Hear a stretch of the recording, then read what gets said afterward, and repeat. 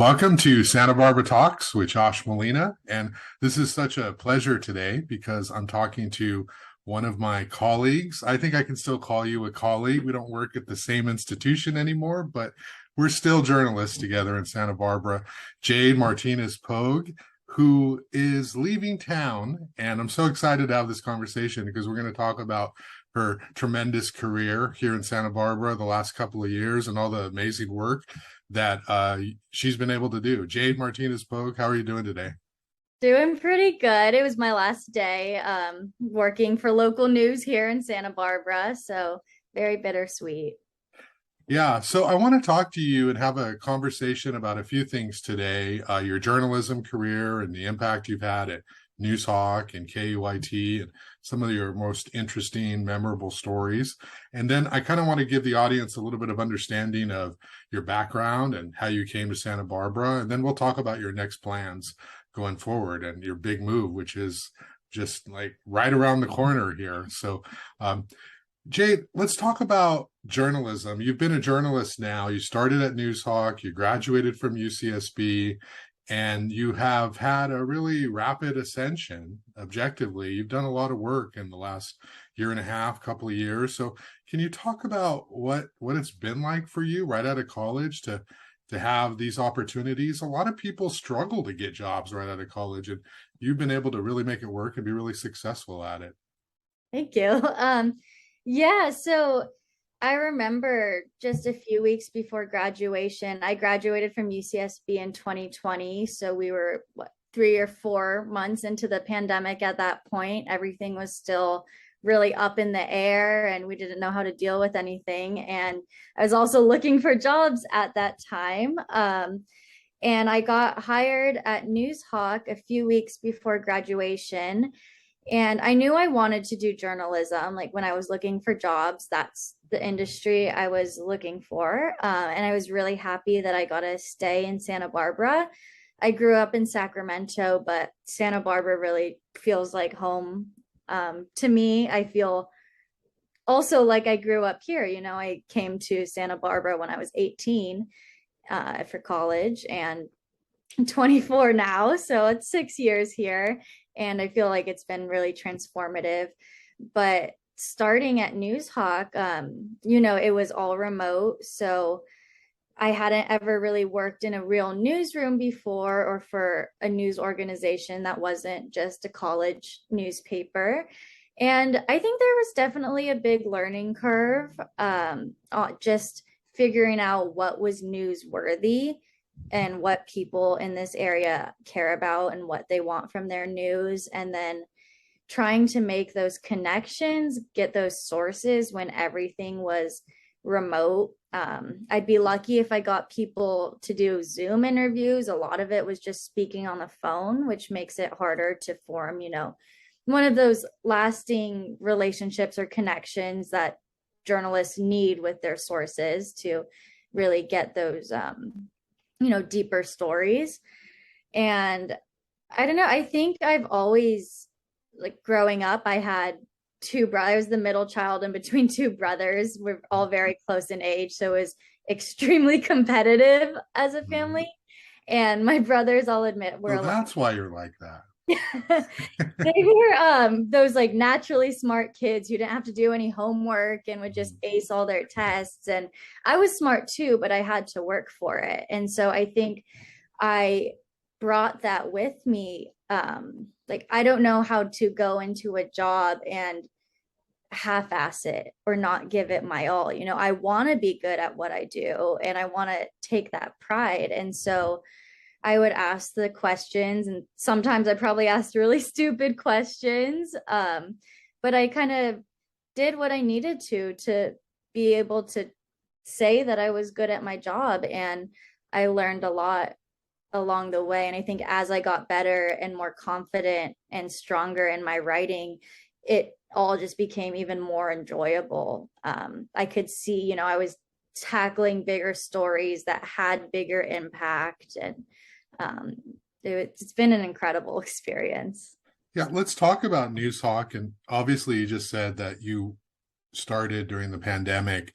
What were some of the stories you remember? Some of the more stories that you're more proud of, or stories that were a little more challenging, but just stuff that you're going to look back the first year of your career and say, that was significant. Yeah.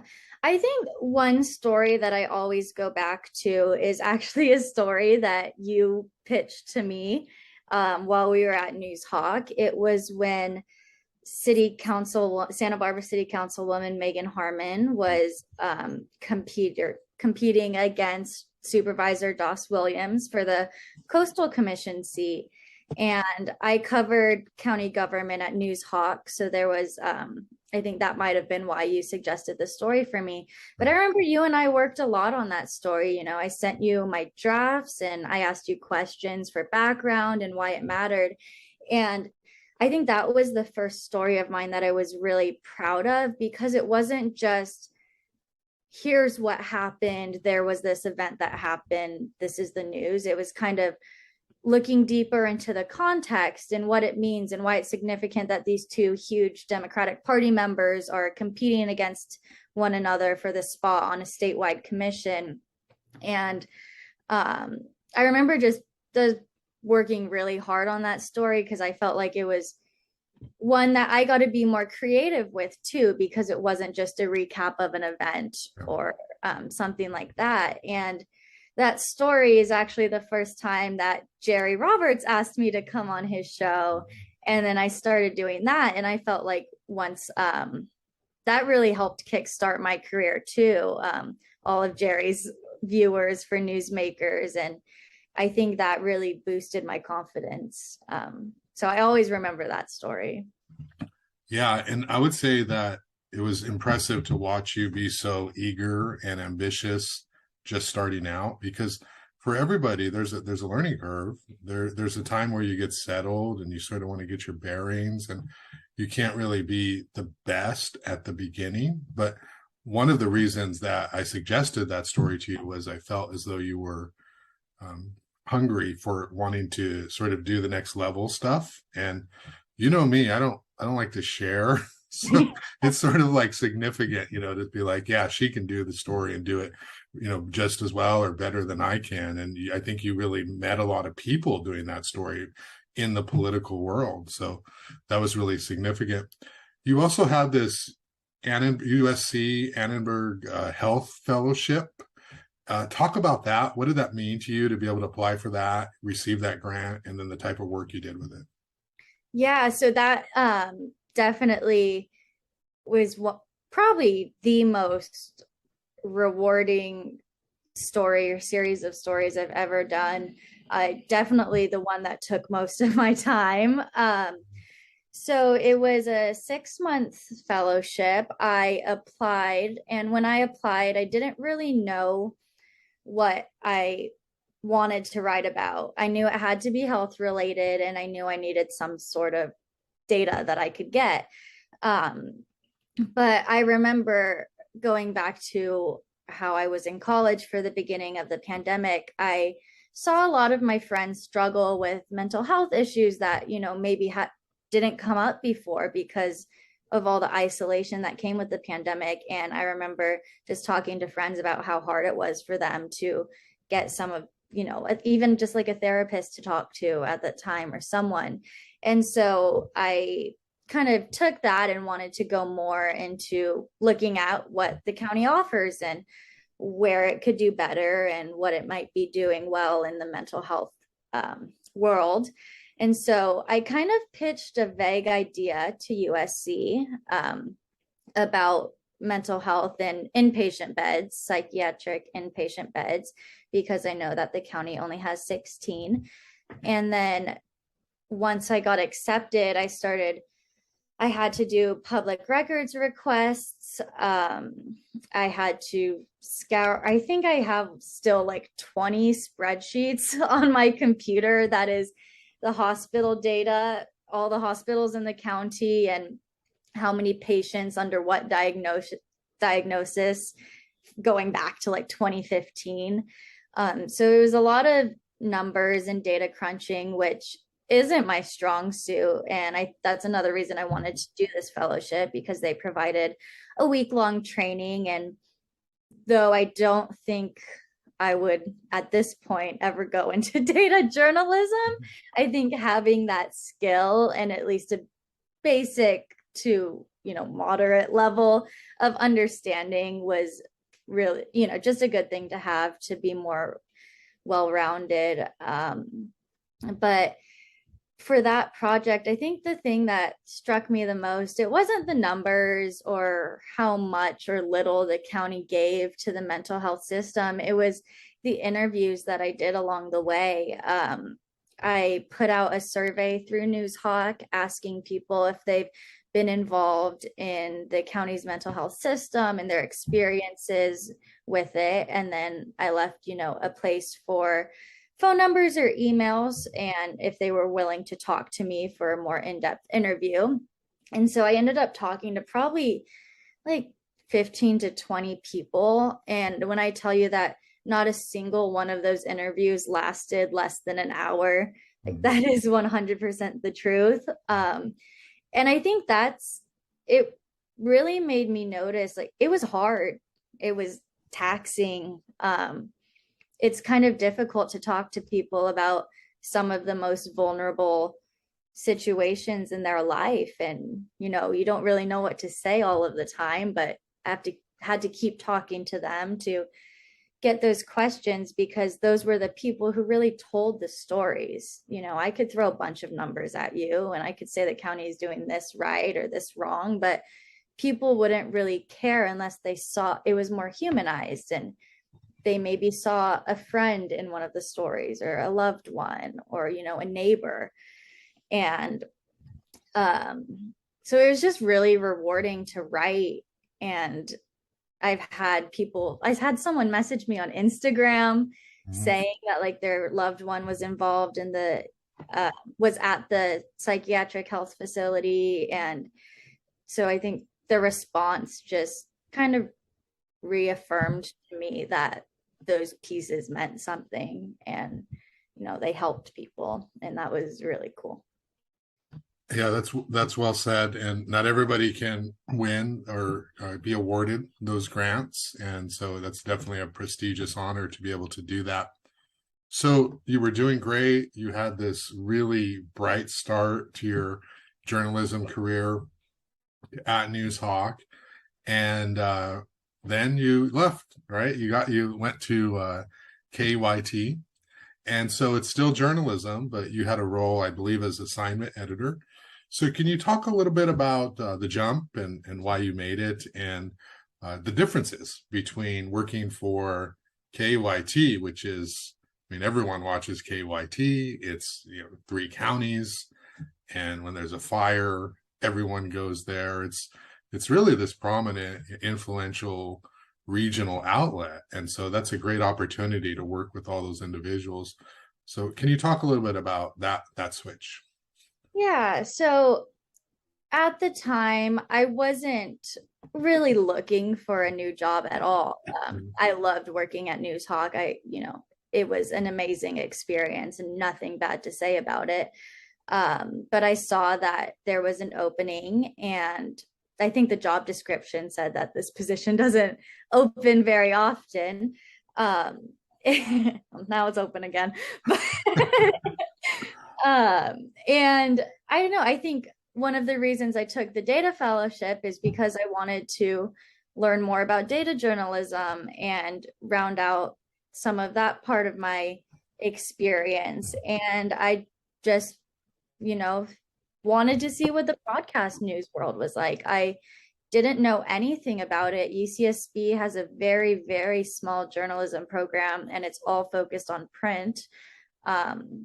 So I had zero experience, and I just wanted to give it a try. Very different than print. I think one of the biggest learning curves for me when being at KEYT, there was always things that I wanted to cover. I'm like, oh, there's this really interesting item at the Board of Supervisors meeting, or the city council is talking about this week. But then I had to think about, what would the visuals be? Who can we get on TV? What's the B-roll going to be? And then I started to realize that not all of the things that I would cover if I was working in print, I could cover, not me, but our reporters could cover on TV. And if they did cover it, it would be very boring because there's not a lot of visuals. And I think that was a difficult thing for me, even still to this day, because I love news. I love local news. Like I still keep up with the board of supervisors. I look at the agendas every week. That stuff interests me. And I think while I understand why some things wouldn't be the best for broadcast, it was hard to just like know that this is happening and not be able to cover it, if that makes sense. Yeah.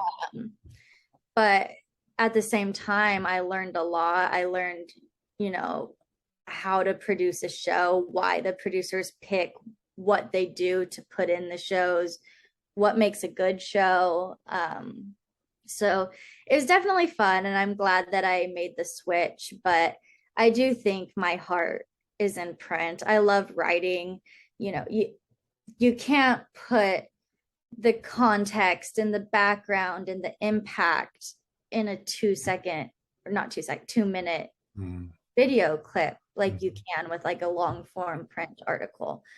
And while I respect broadcast journalists so much, like everyone at KEYT is amazing at what they do, I just I like writing, and I didn't get to do as much long form writing at KEYT. Yeah.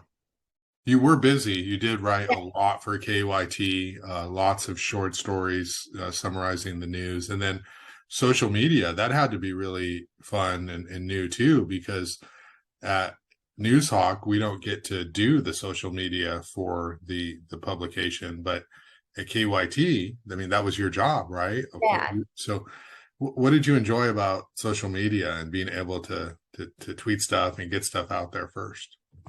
I really liked the social media. I liked it, gave me an opportunity to be a little more creative. Since I've started there, me and one of my colleagues, we started a TikTok channel for KEYT. How have I not seen this yet? It's on the KEYT's Instagram stories every time we do one. So that's been fun, kind of expanding the KEYT social media presence and making it a little more lighthearted to get, a kind of younger audience, because I don't know if a lot of young people still watch the news. They might read our website and stuff, but I don't know how many people sit down and like 5 p.m. news is on. So the social media part was really fun, especially when there were more lighthearted stories and I can throw a pun in there if I wanted to, use some fun emojis. But I really did. Yeah, I enjoyed that part. One of the things I've observed about you is that you're very ambitious in a good way. You constantly want to challenge yourself, and you're not comfortable being comfortable. You're sort of always looking to challenge yourself and take on something new. And even if it's new or difficult, it's worth the risk. And that's a maturity level that a lot of young journalists don't have. What advice would you give to young journalists, people like you who might be in journalism school or in other majors and they're thinking about journalism? What advice would you give to somebody who might need a little direction? I think just to start, the biggest piece of advice I always give to anyone, any young journalists who ask, is to not be afraid to ask questions and to have that humility. I think that's been one of the biggest things that's helped me grow so much so fast, is because if I don't understand something or I don't know why it's important, I'd ask someone like you or, my old editors, Tom or Gianna, like, what does this mean? And why? Like, why are we writing about it? Because, if you could try and do the work on your own and work it out in your head, but it's not going to be as good as if you talk to someone who's seasoned and who's experienced to help you. And I've always found that people are eager to help, and they actually appreciate it when you ask for help, because it means that you want to learn and you want to grow. So I think that's my biggest piece of advice. Also, some things, 'cause I've guest spoken in a few UCSB college classes before, and some things that I've noticed with young journalists is they get easily discouraged by some of the comments or emails that they get following stories that they publish. And in that sense, I would just say really to take it with a grain of salt. Most of the time, people who send those hateful emails just don't like the news. Yeah. It has nothing to do with you or your skill or your reporting. It's just they don't believe in the vaccine or something like that. But I've seen a few young journalists get pretty discouraged about that, and it makes me sad. But it's also, if you have people emailing you mean things, it means you have people reading your work. Yeah. And, you know, you win Yeah. some, you lose some. If you're going to be a journalist, you have to be willing to be disliked, because even if you do the most perfect journalism, the most perfect journalism means that you're going against the grain. You're uncovering systems that might be broken or could be improved. And people get upset when you shine a light on things and you threaten their power. So, of course, everything you do, you're going to want to have people who feel a little bit uncomfortable after your questions or your coverage. Otherwise, you'd be doing public relations, right? And that's a different thing. And there's nothing wrong with public relations, but public relations, you write for one or your client or whoever it is, your elected official. In journalism, you write for everybody. It's for an audience, for everyone, and it's the truth, and they can decide what they want after that. So Jay, let's go back in time, all 24 years here. You grew up in Sacramento. So can you talk a little bit about what that was like? And did you want to be a journalist your whole life, or what sort of careers did you think about, and how'd you end up going to UCSB? Yeah. So yeah, I grew up in Sacramento. And when I say that, I don't mean like somewhere 30 minutes away, like a lot of people who say they're from Sacramento do. My school was about a mile from the capital, downtown. And I think I went to fairly good schools. I went to public school, but all of my schools were really good.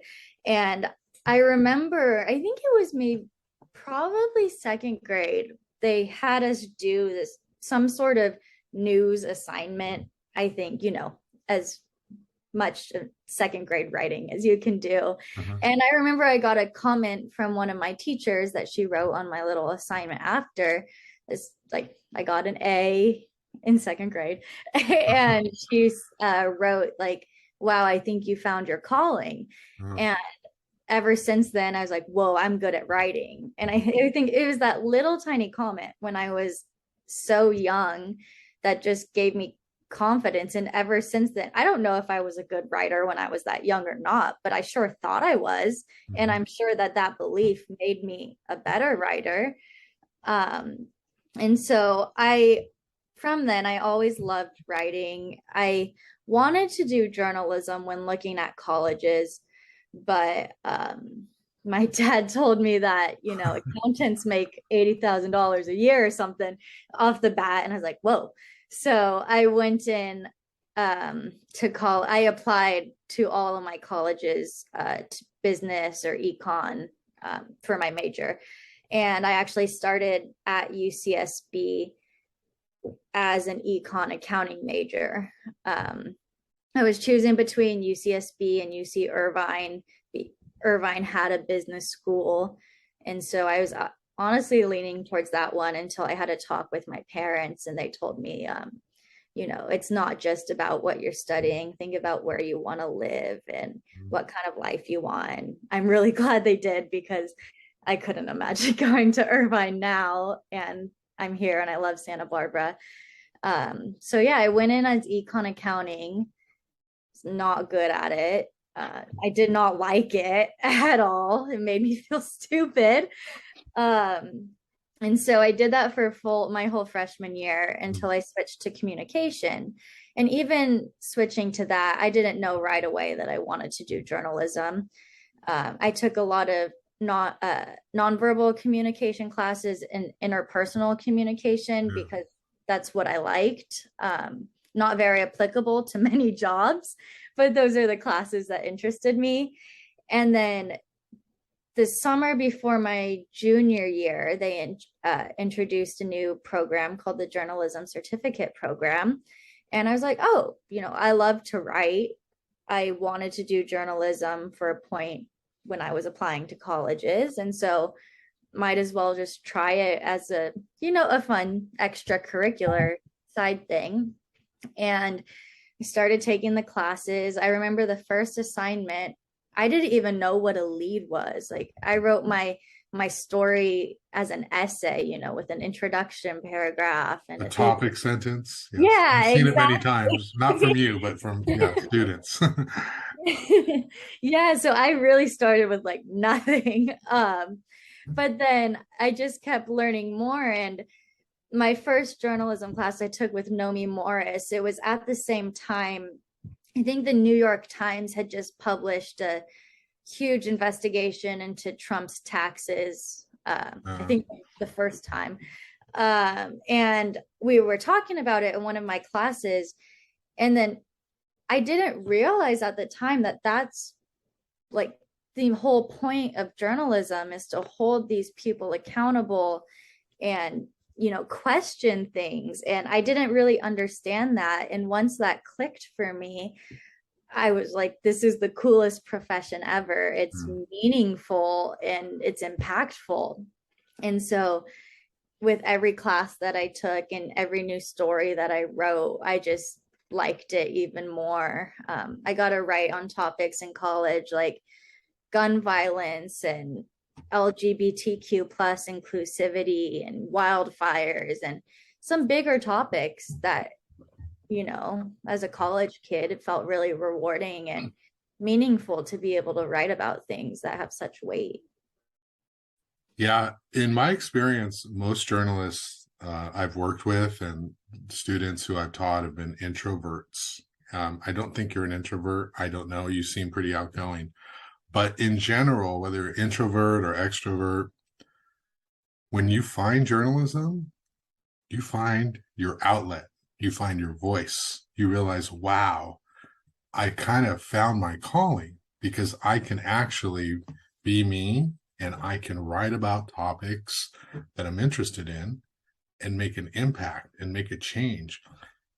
And I think a lot of people go their whole lives looking for that outlet that matches what they're interested in. And if they don't find it, it's very frustrating. And so I think people who find journalism and then they pursue it, they really feel it's liberating. I always say, and you know this because you worked at Noozhawk and KEYT is you don't do it for the money. The money is great, but we would almost do it for free, right? I mean, the money's good, whatever money it is, but we would do it for free almost because we love the purpose of it.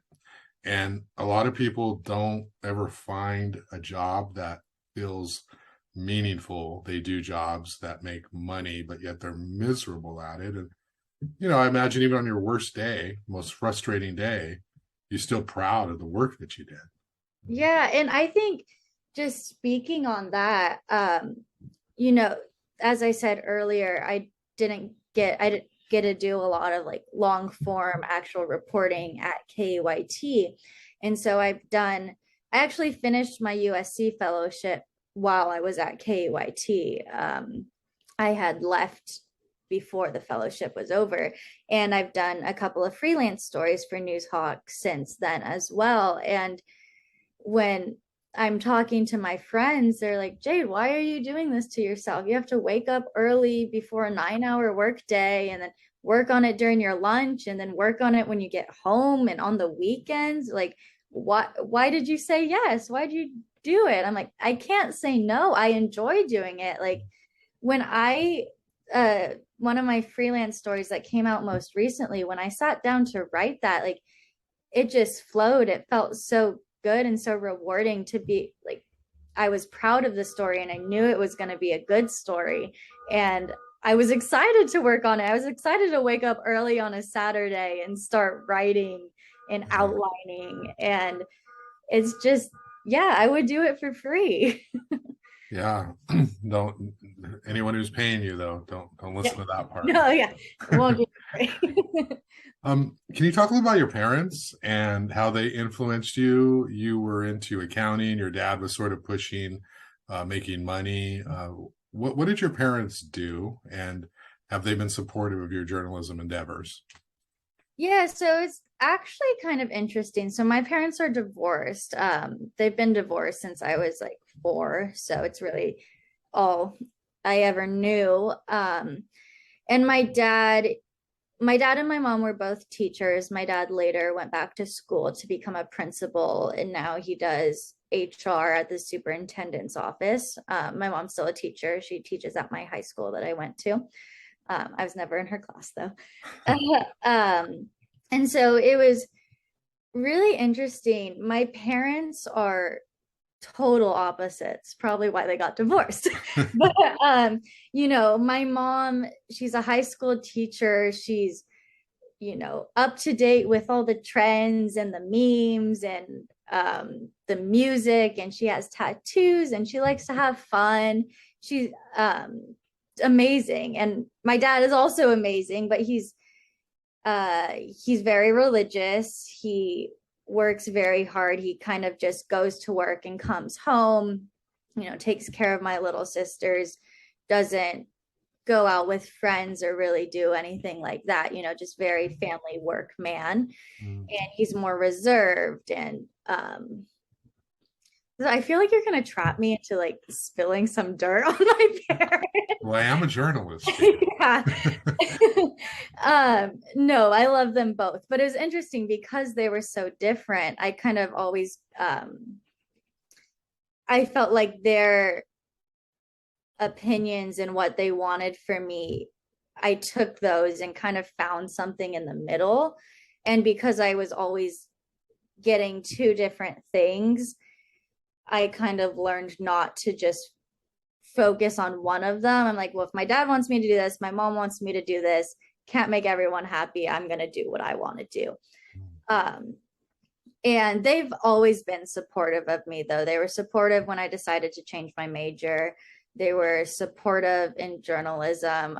My dad follows 2 people on Twitter. One of them is me, and one of them is a Grateful Dead account. So they always, they share my work with their friends. And so they've always been very supportive. I think at a time, my brothers, one of them did architecture and the other one did econ, and I was the communication major. They're like, oh, Jade, are you good with your words? Like, can you communicate this to me? So it's kind of like a joke. But I am the most successful one. My brothers. But yeah, I don't know if that answered your question. Yeah. No, perfect. I wanted to ask you too about this identity and how you define yourself, because you're Jade Martinez-Pogue, and I remember that. I mean, eventually I just asked you, I said, are you Latina? Are you Hispanic? And you said you're Mexican American, or and so your name is hyphenated because what's that, your mom and your dad's name? Is that why? Okay. Mm-hmm. So can you talk a little bit about your identity and how you identify in terms of your journalism? And I like to talk about how people of color face different challenges, and it's not that they all face the same challenges. It really depends on your experiences. But you as a Latina and as a woman, do you identify as Latina, and have you had any sort of situations where you felt as though you're fighting even more so for a place at the table because of how people might perceive you? Yeah, so I do, like, I tell people I'm half Mexican, half white. I wasn't really culturally raised Mexican. I didn't have a quinceañera or anything like that. My mom didn't speak Spanish at home. So not, and I wouldn't say that I've noticed like that impact me in my career, and I know I'm lucky for that. but I do think that being a young woman has impacted how people treat me or see me in my career. Like I don't think that if you were at your desk doing your work, people would like ever come up to you, look over your shoulder, and make sure you're not just goofing off or on Twitter, or, you know, if you show up in a Taylor Swift sweatshirt to work, as I'd like to do. We're getting there. But yeah, so I do think like I've had to, I think, fight a little harder to be more respected. Because I'm 24, and I think that I have a bubbly personality. I like to make jokes and I like to laugh, but I work really hard and I do my work and I get my work done. But I think sometimes people see this, you know, young girl who laughs a lot and like, oh, she's so giggly, that she's not serious. And I did have some incidents at work like that, and people, so I don't know. It's just hard because it's like I like to wear pink and I like to listen to Taylor Swift and I like to talk about county government and what the city council is doing this week. And I could do both, and I shouldn't be seen as less for liking pink or, you know, listening to Taylor Swift. But yeah, so I think it's just I've had to work a little harder to feel more respected. Yeah. Well, you're certainly doing something really, really well, because, you know, people really respect you and you keep having all these great opportunities and you keep doing high quality work. And it shows, you know, the hard work that you do and the effort that you put in and your skills and your ability. I mean, everyone always talks about, you know, wow, you know, look at her series, look at her work, look at her social media, look how busy she is at KYT. And so much of what you do at KYT is behind the scenes too, right? We don't even get to credit you for it, but the stuff we're watching at 5, 6, 11, you had this huge role in, you know, so it definitely shows. Speaking of Taylor Swift, let's shift gears a little bit, because one of the things that I will always credit you for, you know, in terms of just like, you know, personally, is I have this thing where I don't really listen to music in the moment. Like I discover artists years later, because ever since I had kids, I just like my whole life changed. It's not about me, it's about them. And so I don't really listen to contemporary music. And so I'm always like, wow, that Lady Gaga song is really good. And it's like, that came out in 2013, Josh. Like, come on, you know?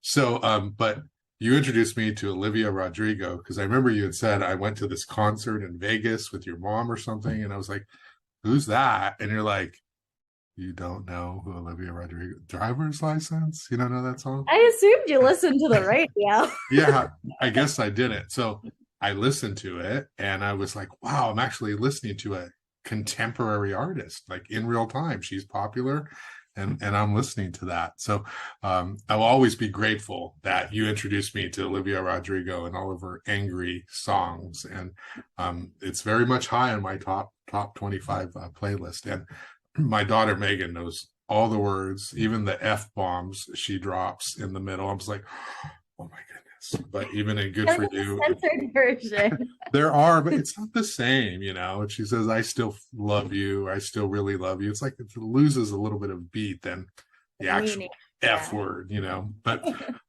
so Taylor Swift's album came out last night, recently. And what do you think of the album? Are you totally excited about it, or what's going on? I was really excited. I was also kind of nervous because I knew she was going to change directions again. One of the things that has kept her so popular and so relevant is that she's constantly changing the genres and the sounds of her albums. And I really liked her 2 pandemic albums. They felt kind of old Taylor Swift with the beautiful lyrics and the melodies and just kind of soft.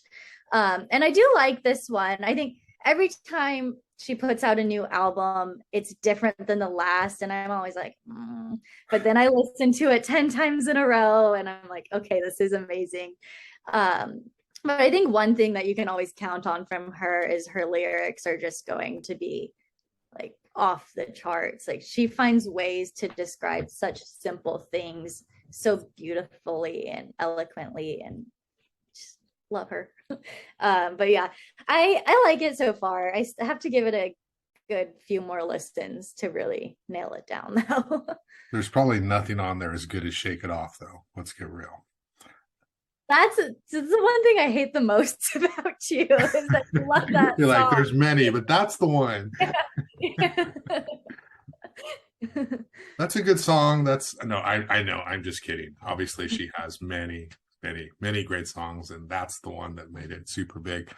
But I really appreciate the fact that you were able to sort of, talk to me about Olivia Rodrigo and Taylor Swift and all these contemporary artists. Let's talk about your next move. Okay. So you are moving, you're going to New York, which is like, whoa, you're going to this huge market from little Santa Barbara. Talk to us about your next move and what are you going to do now? Yeah, so I got a job at an online news organization called Law 360. It covers it's nationwide and the UK. So it's a fairly big news organization. I'm going to be a general assignment reporter, but I have a few topics that I'll focus on. The only two I remember off the top of my head are mergers and acquisitions and sports betting. A little more excited about sports betting. But it seems like a really good opportunity. When I was applying for jobs, I was applying for both print and broadcast and even PR, I just needed a job. But I got a few offers at broadcast networks, pretty good offers too. Like I got an offer from ABC National, and it pays more than the job that I ended up taking. But I just really wanted to get back into print and to get back into writing. It's what fulfills me. I find it rewarding, and I wanted to write more. So I'm really excited to be getting back into writing, and I'm excited to learn another beat, another niche. I always wanted, since I graduated, to be a political journalist covering nationwide news, like, in DC or something. And I think that having this kind of niche, really in-depth legal reporting experience is going to be great for getting to that place. Yeah, well, if you can cover courts, I mean, you can cover anything because it is difficult to be able to. One, you have to, I mean, mergers and acquisitions. Wow, like that's so broad, right? So if you're able to actually mine stories off that beat, you then develop a reputation for being a reporter who has that niche specialty and you're breaking news. And then all of the other papers are following you. And online sports betting, is that what you said? I mean, Sports betting. sports betting. I mean, I can't even imagine. That's such a huge beat. And it's probably undercovered, underreported. So there's great opportunity to do good work. Are you with mergers and acquisitions? Is this like corporations or what is this exactly? That's what I'm assuming. I haven't gotten too much more information yet. It's just something that the HR person kind of went over with me when she offered me the job. And are Uh, you going to a big newsroom? And how many people work at this organization? well, it's remote based, but they do have an office in New York. They also have an office in LA and one in the UK. So I can go in whenever I want. I'll probably start remote until I get finished unpacking and packing and everything. But I think eventually I will go into the office because I want to meet people. I think it's a fairly big company and it's grown tremendously just from a few years ago. I don't know for sure, but I want to say at least 300 people on the editorial like reporting team. So it's Oh, fairly big. so you're going to be possibly breaking national news. So That's really something to look forward to. Let's wrap up, Jade. And I know that you did Newsmakers with Jerry Roberts, and you had kind of a formal farewell there. But I wanted to just give you an opportunity to sort of just tell people who've met you over the last 2 years, who've interacted with you in stories, who maybe had a, good experience, like, wow, she's a really good reporter. They liked your story. And then obviously at KYT, everyone you interacted with, just sort of, wrap us up with sort of what it's been like for you and kind of your final words you want to say to people you've worked with in this community. Trying to make me cry. Yeah, no, I've loved working in Santa Barbara and being able to tell the stories of everyone here. Like I said earlier in this podcast, I really do feel like I grew up in Santa Barbara. I became an adult here, and I consider Santa Barbara home. I love this place. I love everyone I've met, everyone I've worked with, and everyone who's let me interview them and let me help share their voices and their stories. And I really don't think that my career would be on this path if it weren't for all the people I've crossed paths with here. And it's really hard to go. But just thank you to everyone in Santa Barbara. This is a really special place here. Yeah, well, you're definitely going to be missed, and you made such a huge impact in 2 years, a little more than 2 years. And the good news is you're 24, so I'm sure you'll be back once you make it big. You're going to come back here and be a big star in this market. And if you go even bigger at somewhere else, you're always going to be welcome in this town to guest speak or do work or whatever. So I think you have a very bright future that includes whatever city you want to work in. So thanks a lot for your time, and good luck with everything. And I really appreciate you taking the time to be on the podcast. Thank you.